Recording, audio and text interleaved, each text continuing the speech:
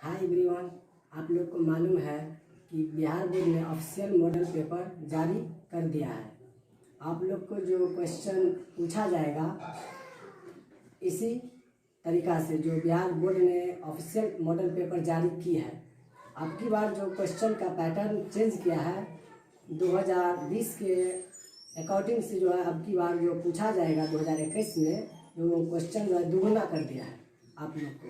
इसमें total question जो पूछा जाएगा आप लोग को 138 और इसमें जो ऑब्जेक्टिव रहेगा 100 और सब्जेक्टिव जो रहेगा सिर्फ 38।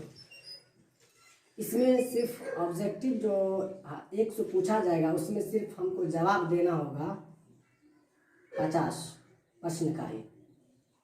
और इसमें सब्जेक्टिव का 38 जो पूछा जाएगा 38 क्वेश्चन उसमें आपको जवाब देना होगा।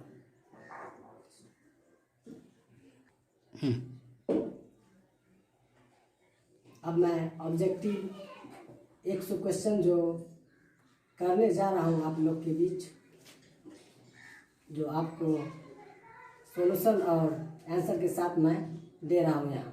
आप लोग ध्यान से देखिए।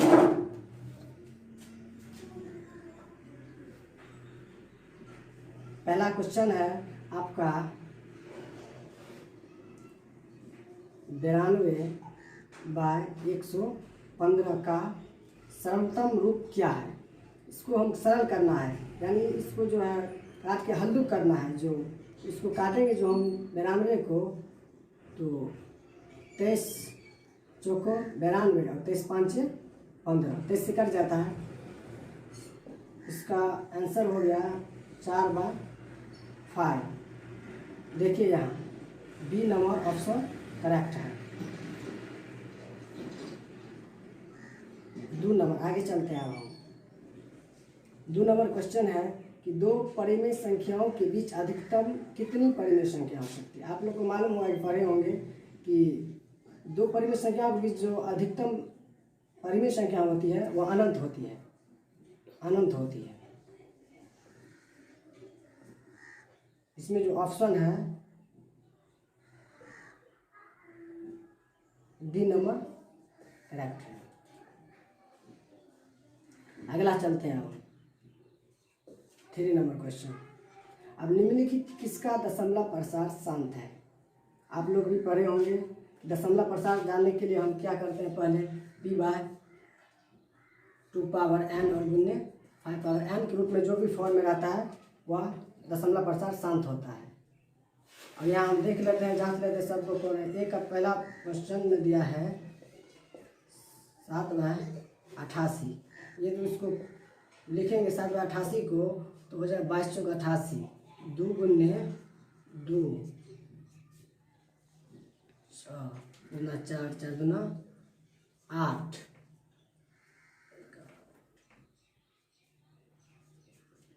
2 गुने 2 गुने 2 और 11, 2 गुना 4 गुना 8, 11 8 88। ये देखिए 7 पावर 2 पावर 3 आया और 11 आ गया। ये 5 के रूप में नहीं है, ये तो नहीं होगा। अब अगला देखते हैं बी नंबर। बी नंबर है 13/210। इसको भी लिखेंगे तो ये 13/210 को लिखेंगे तो 3 गुने 10 7। ये भी इसको 10 को लिखेंगे 2 गुने 5 के रूप में, तो ये 3 और 7 आ जाता है। ये तो बिल्कुल नहीं होगा, क्योंकि हमको रहना है 2 पावर n और 5 के पावर n के रूप में रहना है। अब अगला देखते हैं C number option. C number है 15/1600। ये देखिए 1600 को हम लिख सकते हैं 2 गुने 2 गुने 2 गुने 2, 2 गुना 4 गुना 8 गुना 16। उसके बाद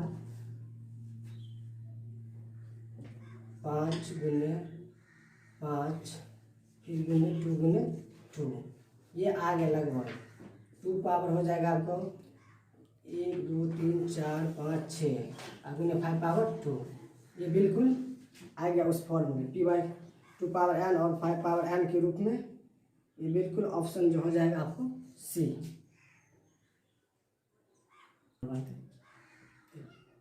अब चलते हैं चौथा क्वेश्चन।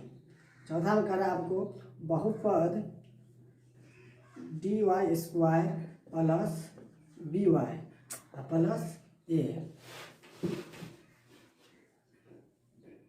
के गुणांकों का शून्यांकों का गुणनफल क्या होगा। आप लोग को मालूम है शून्यांकों का गुणनफल बराबर क्या होता है, अल्फा जोड़ बीटा बराबर माइनस बी बाय ए। यहाँ आप लोग को कह रहा है कि गुणनफल क्या होगा, ये भी फार्मूला याद रखना है। यहाँ पूछ रहा है शून्यांकों का गुणनफल, तो अल्फा इंटू बीटा और सी बाय ए। यहाँ सी क्या है, ये हो गया आपको डी जो है ए हो गया, ये हो गया बी, ये हो गया सी। तो सिर्फ सी बाय ए, यहाँ सी जो दिया है ए दिया है और ए जो दिया है यहाँ डी है। अब यहाँ देखेंगे ए बाय डी कौन सा ऑप्शन हुआ है यहाँ डी नंबर ऑप्शन है आपका करेक्ट। अब अगला चलते हैं 5 नंबर। उसमें कह रहा है √18 का परिमीकरण गुणांक क्या है। तो √18 का जो परिमीकरण करेंगे तो 1 बाय इसी को जो है दोबारा √18 बाय √18 लिख देंगे, तो ये कट जाएगा, सिर्फ वही आएगा √18 ये सेम आएगा उसका है। डी नंबर ऑप्शन करेक्ट है। अब 6 नंबर चलते हैं। उसमें क्या सबसे छोटी अभाज्य संख्या। सबसे छोटी अभाज्य संख्या आपको मालूम है कि सबको मालूम होगा 2 सबसे छोटी अभाज्य संख्या है। बी नंबर ऑप्शन सही है। अगला क्वेश्चन 7 नंबर। इसमें कह रहा है यदि a बराबर BQ प्लस R, जहाँ a और b धनात्मक पूर्णांक है, a और b धनात्मक पूर्णांक यानी पॉजिटिव नंबर, दोनों पॉजिटिव नंबर है, तो हम a और b का मान कुछ भी ले सकते हैं। मान लिया हम 4 और 9 के बीच लेते हैं, तो 4 और 9 में अगर हम डिवाइड करते हैं 4 दूना 8 1, ये हो गया a, ये हो गया b, ये हो गया r। उसके बाद हम देखते हैं यहाँ कह रहा है से r is greater than b है कि r इज लेस देन 0 कि r is greater than b, इनमें से कोई नहीं। यहाँ जो है r जो है b से r जो है b से छोटा है, लेकिन यहाँ ये तो होगा नहीं, इसमें r और b में अंतर ये हो जाएगा r से बड़ा b है, ये हो जाएगा है ना, ये 4 ये r 1 है, ये बिल्कुल r से बड़ा होगा b। C number option correct होगा। आप 8 नंबर क्वेश्चन, निम्नलिखित में कौन परिमेय संख्या है। 8 नंबर क्वेश्चन में अब हम कह रहा है इसमें निम्नलिखित में कौन परिमेय संख्या है। परिमेय संख्या देखते हैं यहाँ देखिए 4 प्लस √3 है, ये तो बिल्कुल नहीं होगा क्योंकि √3 का वर्गमूल नहीं निकलता है। इसके बाद अगला बी नंबर में जो रहा है दिया है √7, ये तो बिल्कुल ये भी नहीं होगा। उसके बाद सी नंबर जो है √8, ये भी नहीं होगा क्योंकि ये हो जाएगा 2√2, फिर √2 का वर्गमूल नहीं, साफ नहीं, बिल्कुल जो जिसका वर्गमूल निकल जाता है साफ साफ वह परिमेय संख्या, जैसे डी नंबर में है 6√5 बाय √5, √5 से √5 कैंसिल 6 मैं 1 बाय लिख सकते हैं, ये p बाय q के रूप में आ गया, यह बिल्कुल डी नंबर क्वेश्चन करेक्ट है। उसके बाद अगला 9 नंबर क्वेश्चन, 9 नंबर का द्विघात बहुपद x² प्लस 12x प्लस 35 के शून्यक निकालने के लिए सबसे पहले हम जो है लिखते हैं x² प्लस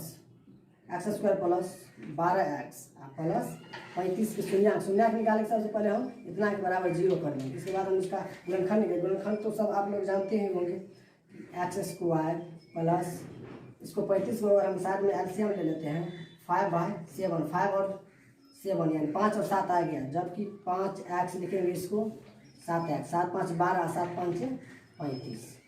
यहाँ x आप कॉमन ले लेंगे तो x प्लस 5 और यहाँ 7 ले लेंगे तो x प्लस 7 5 35 बराबर 0।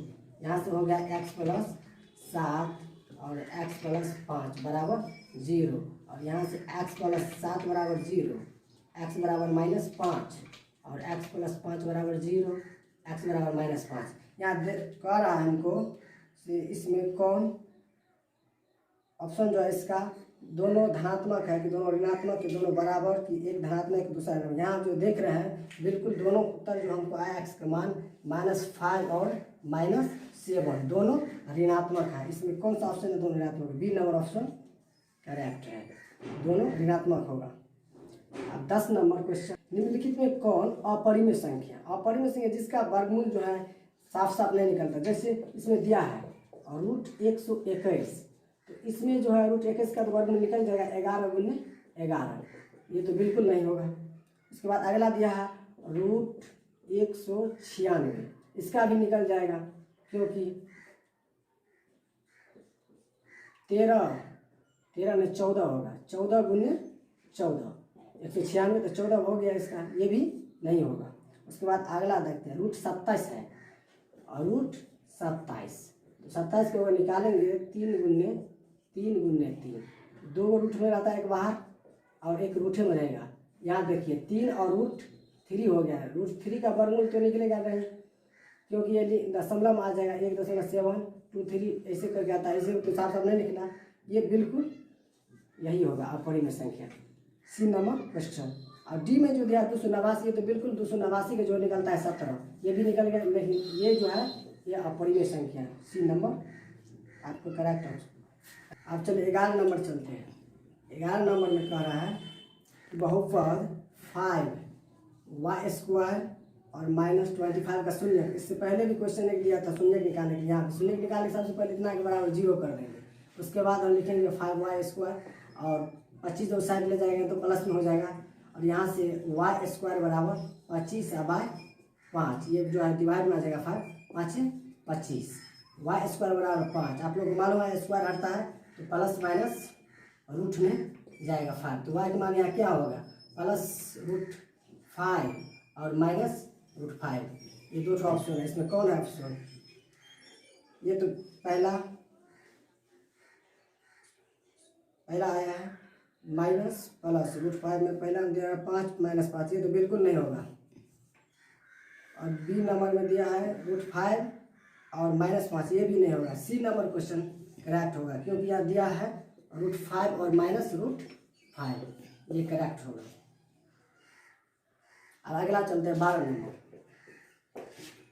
12 नंबर में कह रहा है एक द्विघाती बहुपद के शून्यांकों का योग तथा गुणनफल क्रमशः इतना है तो द्विघात बहुपद ज्ञात कीजिए। आप लोग को मालूम है कि द्विघात बहुपद बराबर क्या होता है? सबसे पहले द्विघात बहुपद बराबर होता है फार्मूला x² माइनस अल्फा जोड़ बीटा इंटू एक्स जोड़ अल्फा इंटू बीटा, जहाँ आपको मालूम होगा कि शून्यांकों का योगफल अल्फा जोड़ बीटा जो इसमें दिया हुआ है, कितना दिया हुआ है 3 दिया हुआ योगफल, यानी शून्यांकों का गुणनफल ये हो गया, और शून्यांकों का गुणनफल होता है अल्फा इंटू बीटा, तो इसमें दिया हुआ है -40। अब इसमें बैठा देंगे सूत्र में, यहाँ x² माइनस अल्फा जो बीटा की जगह 3 into x, alpha into beta की जगह क्या लिखेंगे -40।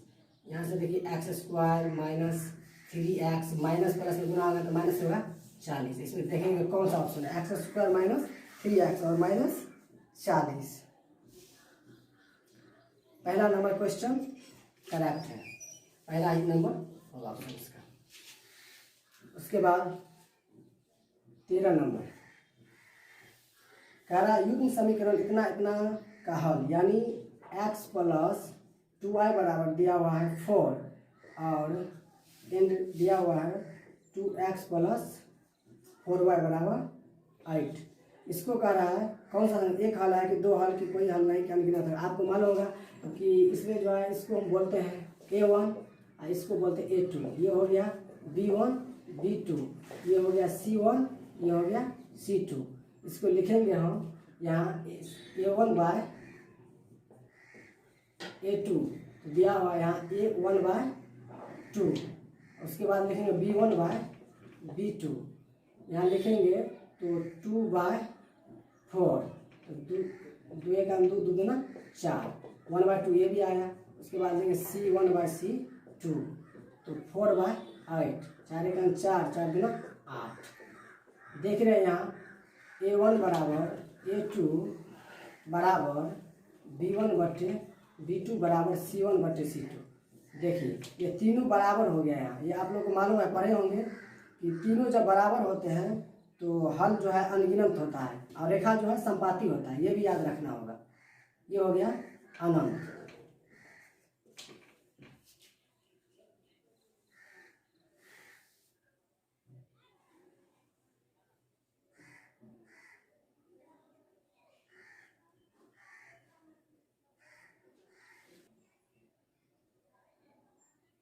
डी नंबर क्वेश्चन का इसका आंसर हो गया।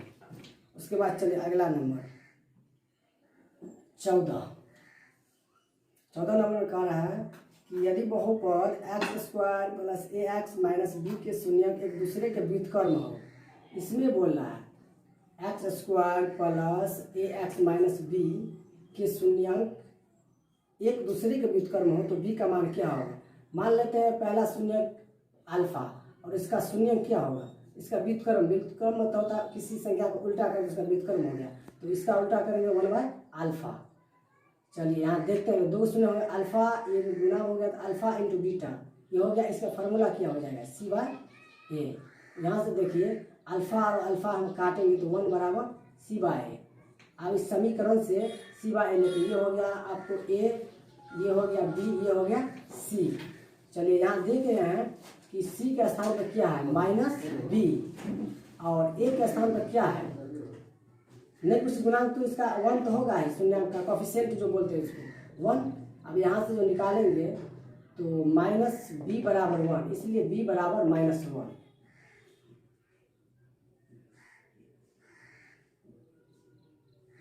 B बराबर -1, बिल्कुल यहाँ जो है आंसर होगा B नंबर करेक्ट, -1 होगा B का मान।